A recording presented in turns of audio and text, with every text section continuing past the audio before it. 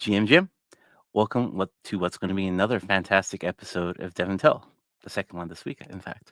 So if you didn't know, DevNTell is a 30-minute podcast held every week, allowing founders, hackers, and anyone in between an opportunity to come on the show and showcase what they built.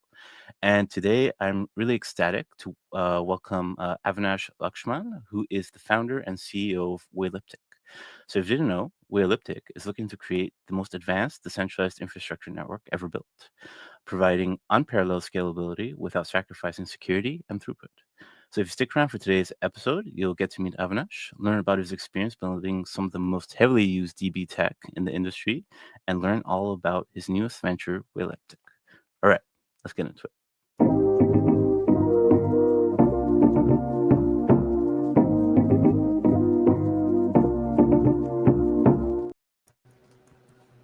GM, welcome to the show, Avinash. I'm ecstatic to have you on today, man. Great to be here. Yeah, exactly.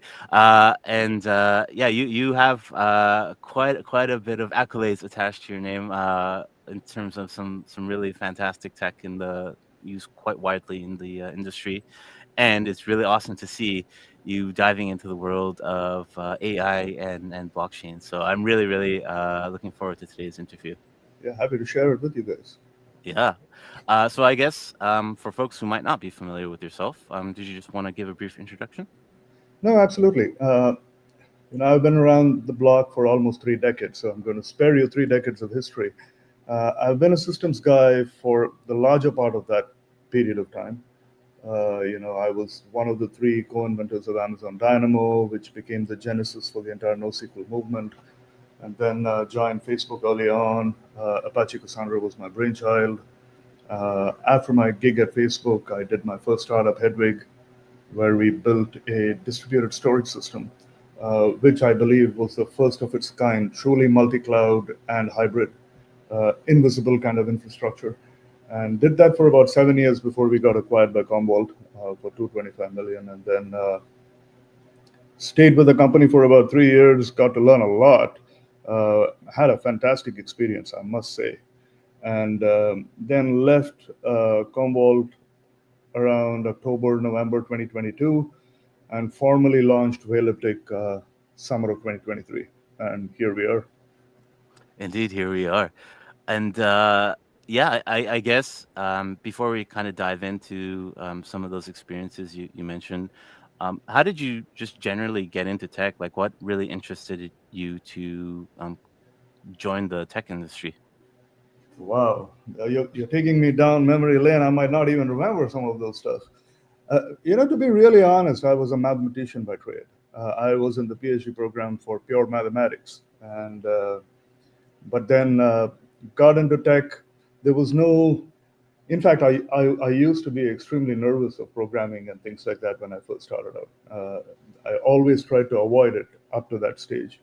But somehow things took a turn for wherever it went to, and got into programming, and then that's how the whole journey started. And I always felt that I was not good enough, so that kind of kept pushing me to go and do things that I landed up doing, and it was mostly done to kind of reassure myself that I could compete with the best. I don't know if I've proven that yet, but that's what keeps pushing me in that direction.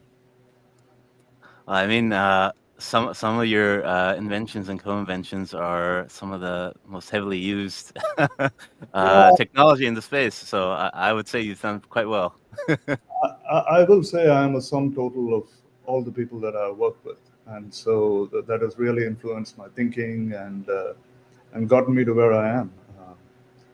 Some of the experiences have been absolutely fantastic, where it was really collaborative, where when we worked, especially on the Dynamo system, we worked and we learned together, you know, and those are the kind of experience that have shaped whatever I am today. Yeah, 100%. It's like you whatever you do in life, basically it acts like a little brick in the big foundation that you kind of set up for the rest of your career and life going forward. So, I 100% feel you on that. Absolutely. And And I guess since we're on the topic, did you just want to dive in a little bit around your experiences building Amazon Dynamo and Apache Cassandra? Absolutely. See, a lot of people might not know this, and even I might have forgotten some of the details because of time. But the current incarnation of, or I would say the incarnation of Dynamo that the world is familiar with, happened by accident. Uh, Actually, the initial design that we came up with was shot down because of one question somebody asked in like a presentation, and then we had to go back to the drawing board to come up with what the incarnation that the world is familiar with. That's how it came to be. So you could say, we didn't know what we were doing, and we landed up there, and that's how Dynamo came to be. It was a very small team, and that was the first kind of system, I would say, new generation system that came up from Amazon at the time. It replaced Oracle for the entire shopping cart experience. And then I moved down to the Bay Area more for family reasons. My nephew was born. I wanted to be close to the family. It was easy for me to do that because I was single at the time. And then I joined Facebook and Apache Cassandra. Actually, I started working on Cassandra even before I joined Facebook. I started doing that as a pet project on the side. Never really knew where it would go, but there were certain things, my learnings from Dynamo, that I wanted to kind of do it in a different way or do it better. Um, I'll give you a simple example. In Dynamo, if I remember right, at the time we used Berkeley DB as the underlying persistence. But then I decided that I'm going to go and write my own persistence engine. And these were things that I did more for my own learnings, to push the boundaries of what I know rather than anything else. And that's how it started, to be honest. And then I joined Facebook, and we found a nice use case for it. I worked with someone, a close friend of mine, who found a nice use case for it, and that's how we started building it out. And the rest, as they say, is history. Although I will say that a lot of people have worked on Cassandra after I open sourced it. I've been kind of disassociated from it for a while now, and a lot of people have taken it to greater heights, to be honest. Yeah, but I mean, still quite the foundational piece. And it seems like all those experiences and working with similar like-minded people, kind of like we mentioned, built that foundation for what you did next, right? Just curious, like, what drove you from going from big tech um, and founding your own company? What was the inspiration there? So, see, I always try to solve problems. I like to take on bigger problems. And you could say this is a blessing and a curse, but the blessing being that I'm always driven by complicated problems. If you give me easy problems, I'll probably suck at it. And that's probably why I wasn't very good as an academic.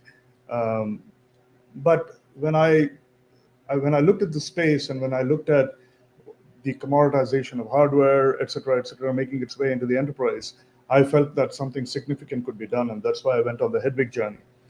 And every system I've built, and I take great pride in this, I never solve the same problem twice. I like to use the learnings from the problems I've solved before and apply them, of course. But I want the problem that I'm going after to be a new problem and a bigger problem if I had the opportunity to do so. And with Hedwig, the system that came out, to give you a sense of the complexity, you could say that Cassandra was one of the modules that went into the larger system that we put together. So you can imagine how big that could have been, right? And but that was the reason why I founded the company, because we wanted to bring commoditized storage to the enterprise, where things like being location transparent, being able to address hybrid cloud, multi-cloud seamlessly without the user being aware of what is going on under the scenes, and providing that seamless experience, I felt was a problem worth solving, and that's how the whole thing came to be. Awesome, awesome. Uh, Yeah. and most fundamental innovations, I believe, for the most part, happen outside of big tech. Yes, they do happen inside big tech, but they're typically slower. There's a lot of quote unquote bureaucracy that sometimes you might have to overcome. And doing it this way, at least from solving the technological problem, is easy, but there's always the business problem that you need to solve, because at the end of the day, to the investors, et cetera, they don't care about the tech. You're there to build a business, not to build a great product, right? Unfortunately, yes. Yeah, that's how it works out a lot of the time. And yeah, sometimes you just need that freedom without the politics, so to speak, to be able to do your Absolutely. thing. So I guess this is a good segue point to get into Weilliptic itself. So Sorry about that. it's all good. It's all good. Yeah. So what is Weilliptic? What would you say is your elevator pitch of it? Oh, absolutely. The way I would present Weilliptic, the elevator pitch is kind of complicated, and I'll tell you why. Let me ramble on a little bit, and then you will get the. Well, if someone's going to tell me that you need to come up with an elevator pitch, so be it. But it's a bit more complicated than just condensing it into 2 sentences. See, when I left Commvault, I took a look at, I wanted to see what was out there for the next problem that I could potentially solve. I took a hard look at what was happening in the space of blockchain. And I felt that all the blockchains that were out there were monolithic in nature, meaning they were just one large cluster that could span and reside all over the internet. And that is a fundamental impediment to scale and throughput. So the first observation I had was something significant could be done there. Second, another problem that I saw is data sovereignty was never being addressed by anybody. Which, what I mean by data sovereignty is people should be able to kind of define jurisdictional boundaries for where your data ought to reside. And the system should be able to intrinsically develop, make that happen.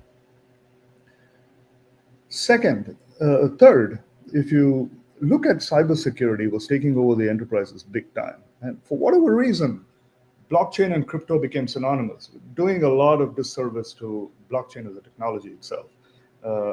The realization that I had was perhaps a blockchain could be a PaaS platform on which applications could be deployed.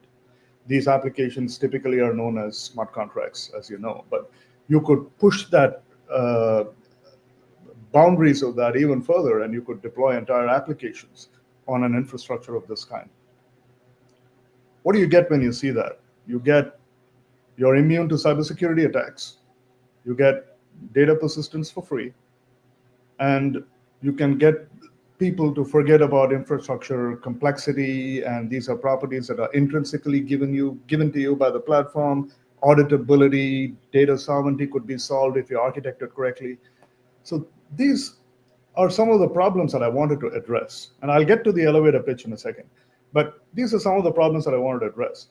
But along the way, I also started looking at all the buzz that was being generated by AI. Right? If you go even today to Google, and if you Google blockchain and AI, you will see articles that go back to a decade, but no one's ever spoken about what's the right way to synergistically bring the two of them together. And I looked at this and I felt something significant could be done. And in a bid to showcase that capability, we built another offering called Icarus, which is a virtual AI chatbot, which runs on chain entirely. Okay, I'll show you all those things in a second. Now, what problem do all these capabilities address holistically? And this is where it boils down to the elevator pitch. If you look at an enterprise, you can categorize the enterprise into 2 groups: IT, business. And there are inefficiencies across the board. Now let's look at what those inefficiencies are. If you look at IT, the job of IT is to provide technological solutions to business problems. But every time they tend to do so, they have to solve a whole slew of orthogonal problems, which are dealing with cybersecurity issues, infrastructure complexity, data sovereignty, auditability, data persistence, and the fault tolerance of it, et cetera, et cetera. Let's flip over to the business side. Business would ideally like to self-serve access to data that is locked in systems like Snowflake, Salesforce, Databricks, what have you. But instead, the workflow that manifests itself right now, file a ticket, file it to IT or to your data analytics team, and they get back to you with something, and then you go about stitching your workflows together. AI could be a magnificent fit over there. And that's what we tried to bring in through the Icarus capability, which is build a chatbot, which is fully aggregated, which has an infrastructure on which it is running. You can leverage the same infrastructure to deploy your MCP servers, wire them all together, and provide natural language workflows to the business folks so that they can literally talk to their Snowflake or their Salesforce or their MongoDB or their Databricks systems and tie multiple workflows together to provide that, get rid of those inefficiencies that exist. So in a nutshell, that's the large problem that we were wanting to address, and I believe we have brought that out pretty cohesively.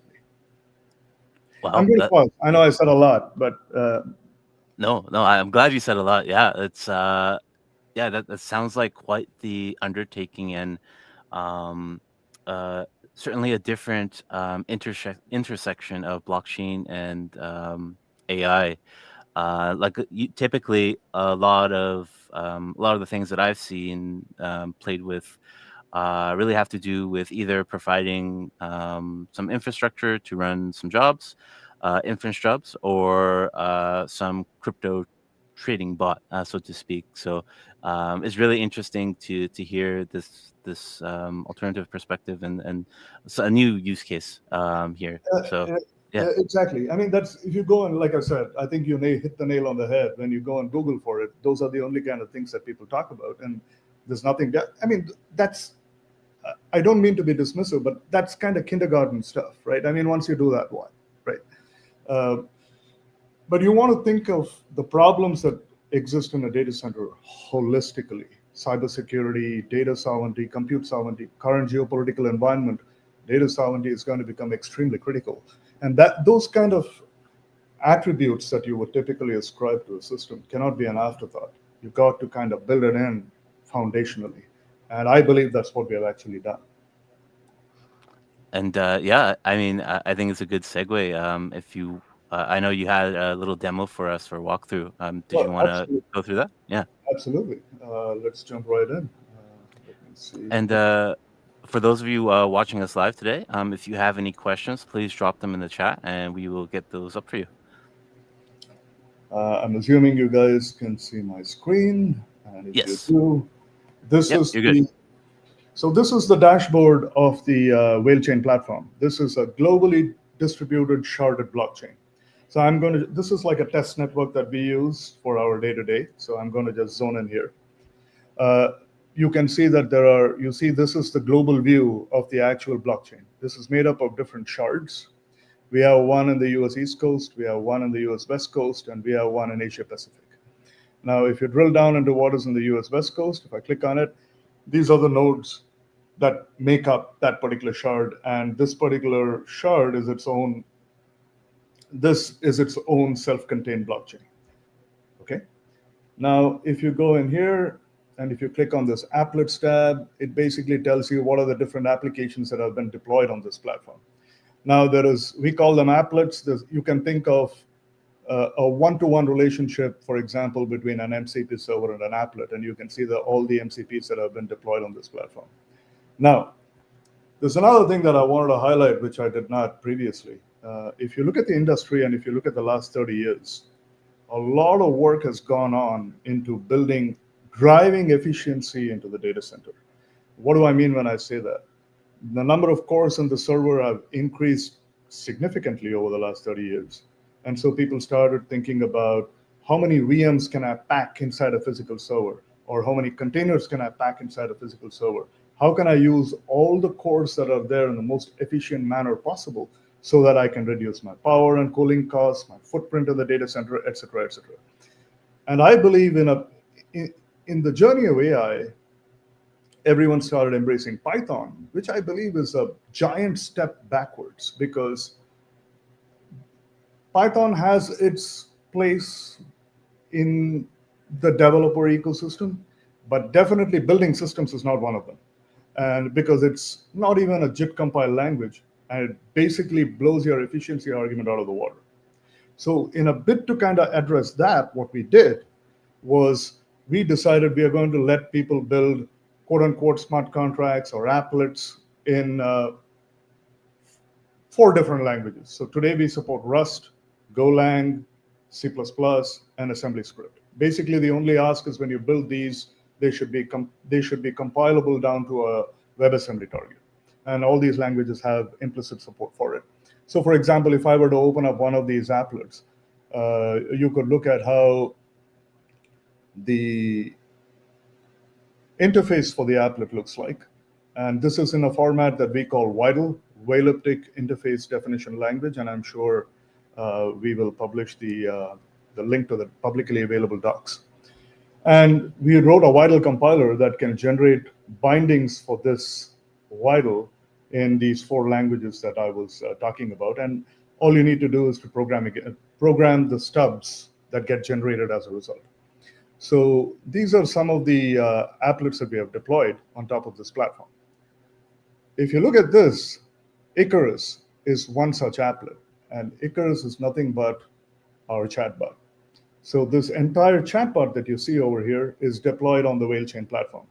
When I say deployed, I mean the JavaScript, the HTML, the resources that make up different items inside the HTML, the web server, everything is deployed on chain and served out of there.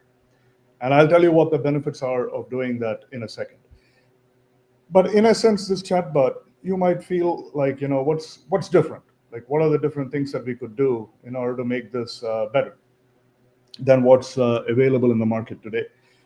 So if you look at this chatbot, it can be operated in 2 modes, conversational and agentic. Conversational is you could ask any questions of it, and the responses would come either from the data that was used to train the LLMs, or it would even do a web search for you. So for instance, if I were to say, what is the weather in San Francisco today?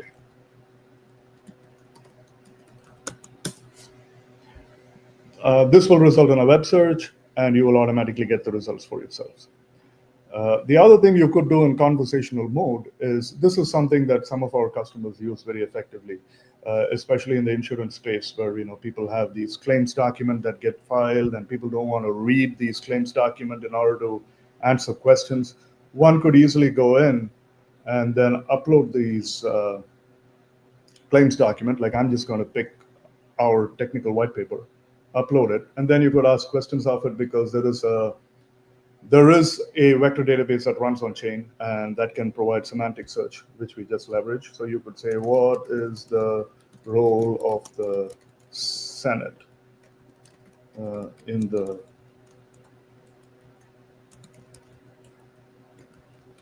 WeilChain platform? And it'll basically, semantic search happens, and it provides you information about the role of the Senate inside the WeilChain. So this is pretty standard stuff. I mean, you would have experienced this with perhaps most of the chatbots that are out there. But where things start getting very interesting is when we start moving over to the agentic mode. Here, one can come in here and kind of set up your chatbot to get wired up with different MCPs. And if you notice, our MCPs these are some of the MCPs that we offer right out of the box. And we are talking about serious enterprise-grade systems, right? I mean, I'm talking about Aurora, which is a Postgres service that's available on AWS. We have one for S3. We have one for Snowflake. This is just a small snapshot into all the ones that we have. I'm just using these for the purposes of this demo. And I can even show you how to wire one of them up and how easy it is. So let's say I remove this Salesforce applet from here. All you need to do is to come over here. We already have this applet deployed on the platform. I will just copy the unique address associated with that, come over here, and wire it up as follows. And once you wire it up, you can ask natural language questions of Salesforce. Now let's walk through a few examples. And I'll tell you some of the things that we learned along the way in terms of how one needs to kind of interface with the LLMs. Most of this most of the stuff that we learned, unfortunately, wasn't available online either. So we had to learn through mistakes that we made and through observations. So let's start with a simple example. Let's say I want to query Snowflake. So here you come in and you pick a data source, and I'll tell you when this becomes important. Here's a natural language query for Snowflake. This is the first flow. So you can think of this as a task, and the task is made up of multiple flows. And I'll tell you why that becomes critical in a second. And then we can say the second flow, we're going to take this data, and Confluence is a very important collaboration tool that is employed in the enterprise. So what we're going to do is query Snowflake, get the data, and then as a part of the second flow, take the data that you got from Snowflake, put it inside a page in Confluence, and I'm just going to let this run. And when you do this, oops, that's not what I wanted to see. Let's see. I think maybe you forgot to add the data source in the second flow. No, I don't need to do that. Maybe that was a bad idea. Let's look at something different. Don't worry, guys. This is only a test cluster, so things will happen. This is very natural. This is live. The nature of live demos. Yes. So let's stick to Snowflake first, and I'll show you what it does. If you do this, this should work. So you can see it makes. Oh, something's wrong. I think someone's screwing around with the cluster. I apologize for that. No, it's all good. All good. So I don't know what to do at this point. Let me see if it is really a cluster problem, which I believe it is. Let's see if I can make this work with something else. If not, I will have to apologize. So let's come over here, pick Aurora, so this, let's see what happens here. If everything fails, it's a cluster problem. Now there you go. So here is a classic the query that we ran where I just went to Aurora and I said it's equipped with a database called Chinook, and I just issued a natural language query saying retrieve 10 albums and export it to a particular file. Now now that we know this works, let's work around it with a multi-flow thing. So let's say we do this goes to Aurora. The second flow is upload the results of this into S3, and then the third will be send me an email to the link where this has been uploaded, and let's see how this all works together. So you can see it's a multi-step flow for this task. The first is query some information from my Postgres database, upload it into S3, and then send me an email to the link so that I can grab the uploaded result at a convenient time. So let's see if this works. So the first is a query to Aurora. It's gotten it, and then the second should be an upload into S3. That will go through. It gives you the link to the S3 URL, and then it should send you an email, and then I'll show you a couple of things. So now let's go into my email because I sent it to myself. There's my email with a link to the document that can be downloaded from S3, and this should contain the results of your query. Okay. So now that we know that works, let's flip over to this one tab that I did not talk about. This goes to audit logging. If you look into this, every action that you performed on the chatbot, by virtue of it being deployed on chain, every action anyone performs is immutably logged. So you can get things like auditability very naturally built in without having to think of it as an out-of-band service, which typically you would have to do if you use any of the other chatbots that are out there. So for example, let's click on this. This basically tells us the natural language that I executed, this was the SQL query that was generated for it, and this was the tool call that was made against my MCP. Okay? Now, it was a multi-flow system, a multi-flow task.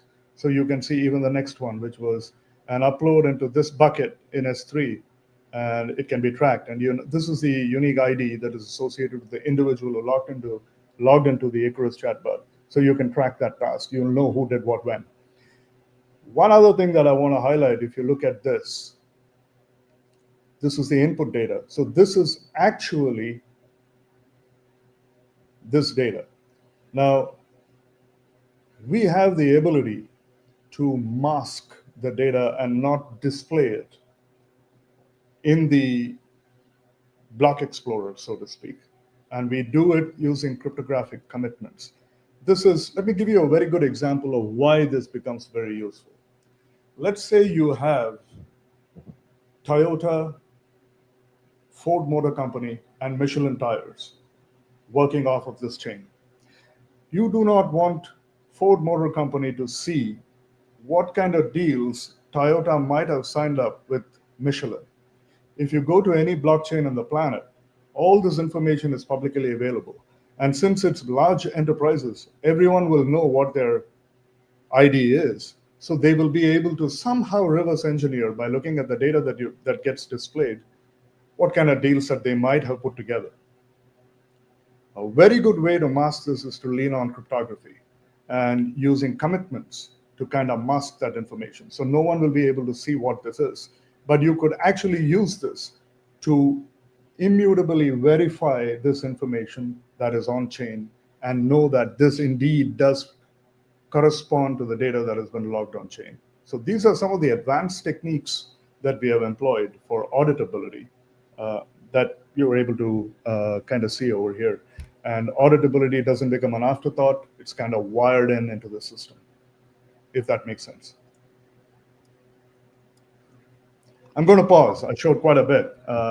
Does this make sense? And one of the things that we did, some of the questions, some of the learnings, a lot of people ask, why do you break it down into these individual flows? And what we have learned is an LLM is very much like a CPU. It likes to execute an instruction at a time. It's very step-oriented. What we learned along the way, a process is if you put all these steps as one instruction, it gets supremely confused and all the tool callings will not be consistent. But by breaking it down into individual steps, the tool calling becomes extremely consistent and you can have the LLM do exactly what you want it to do. And that's why it's been broken down into this kind of a multi-flow kind of an organization, if that makes sense. Interesting. So it's kind of kind of similar to, for example, when you're making those Claude.md files for Anthropic's model, and having that kind of separation of like, oh, I want this particular module to be built this way. So you might split out your Claude.mds across different modules to basically not context overload the model. That's a very good point you bring up and a good segue to what I would like to talk about next, which is, see, when you brought up Claude, right? I mean, most chatbots out there today have an ability for you to wire up MCPs, right? But the onus of developing the MCPs and above all, deploying them, meaning the infrastructure for it, the auto scaling of it, the onus of that is on the consumer. That's one. If you use our chatbot, you just focus on implementing the MCP. You don't have to worry about the infra. You can just deploy it on the WeilChain platform in a serverless manner, right? So you don't have to worry about infrastructure or the auto scaling of it. That's one. Second, a lot of people they underestimate the size of the context windows.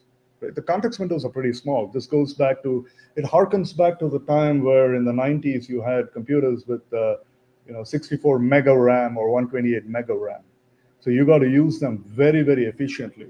So you want to use them. So some of the techniques that we built in order to take advantage of that is, you don't want to send the schema of the database every time to the LLM because sometimes the schema can get so large that it can blow past your context windows.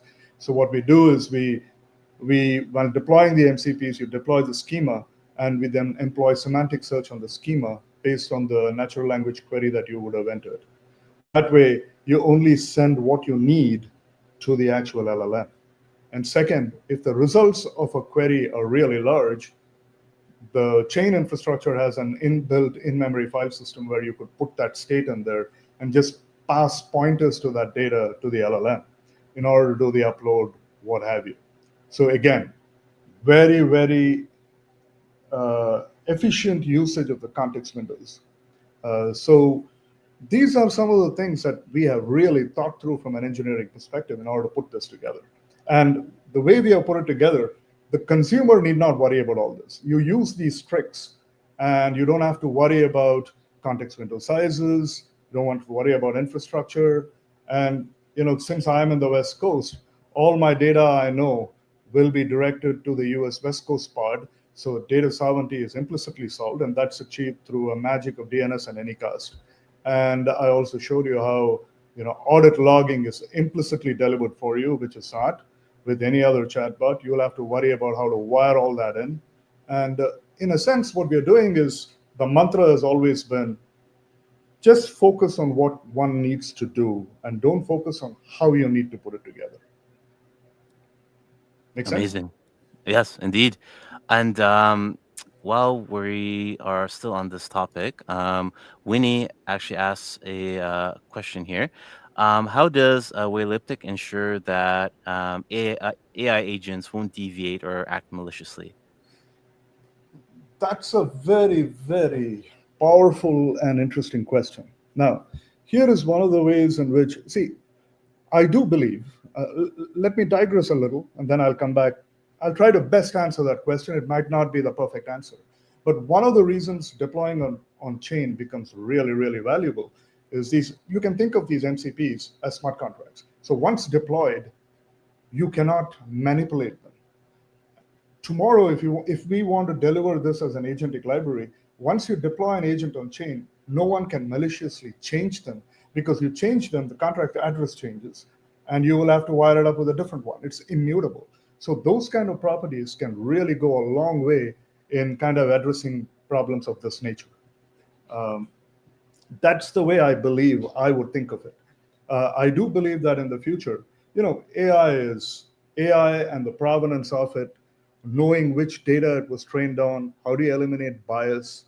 All this, I do believe in the future can be accomplished if you can actually drive LLMs also from chain and have, you don't have to put the data on chain, but you can put signatures for the data on chain so that it can be verified. If someone says, this is the training set we used, you can actually go verify that that was the training set that you used. So a lot of such things could be built, and this becomes a fundamental primitive or building block to enable that going forward. Great answer, great question. Thank you, Winnie. Appreciate that. And seeing as we're kind of closing in on time, and for our developer audience, how can people get started with Weilliptic today? Is there like a getting started tutorial or something you'd recommend for them? Oh, absolutely. There are two ways you can do it. One, the documentation and the tutorials for how to build MCPs on our platform, how to actually even build an application and deploy it on our platform is all available in our publicly available documentation, docs.weilliptic.ai, very easy to remember. You can find all that information there. If you go to our website, weilliptic.ai, there's a link on top that says Icarus. If you click on that, there's a bunch of videos that showcase, done by some of our engineers, that showcase how the different MCPs were put together, and they'll walk you through the individual use cases really well. Short 5-minute videos, very intuitive. It's actually very, very simple to put an MCP together, because what we have actually enabled, for one, is focus on the task at hand, right? You implement it, deploy it, and you're up and running. Don't worry about infrastructure. Don't worry about auditability. Don't worry about data sovereignty. It's all delivered intrinsically through the platform. So, and of course, please reach out to me, DM me on LinkedIn. I'm very responsive. In fact, a lot of people always accuse me of saying that I accept any invitations that I get. I don't really care. I am a man I still consider myself like a clown engineer. So I will respond to whoever I can as quickly as I possibly can. There you have it, folks. And Avinash's contact info is in the description of the podcast below, and we will also have the docs there for you as well, for you to play around. And I guess, is there any alpha or anything you can touch on the Weilliptic roadmap Oh, to close out the year or going into next year? absolutely. I think reach out to me, and I will. It's very easy to get onboarded. That's one of the lessons I learned from my previous startup, where I mean we were a distributed storage infrastructure, and the lead up time to a POC used to be like 8 weeks because they had to go procure the hardware, and that was a lead up time. And we this is entirely available as a SaaS based service, so the onboarding time is 5 minutes. Just reach out to me, and we can take it from there. Amazing, amazing. And I guess to close things off, um, do you have any words of wisdom or any type of advice for some of the developers who might just be starting their careers or maybe starting their own companies? Yeah. Uh, when you say words of wisdom, you make me very nervous.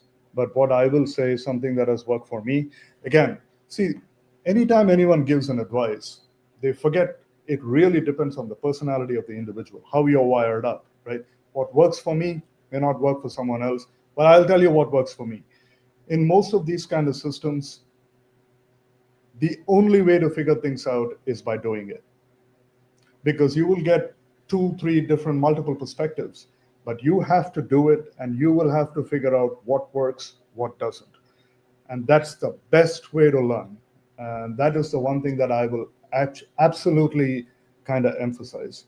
And before I forget, um, I apologize for the glitch that you guys saw. But that happens, I guess. That's my excuse. But those are the kind of things that you will have to deal with in the real world in any case, right? And anyways, I just wanted to say that was not something that I like to see, but I apologize for that.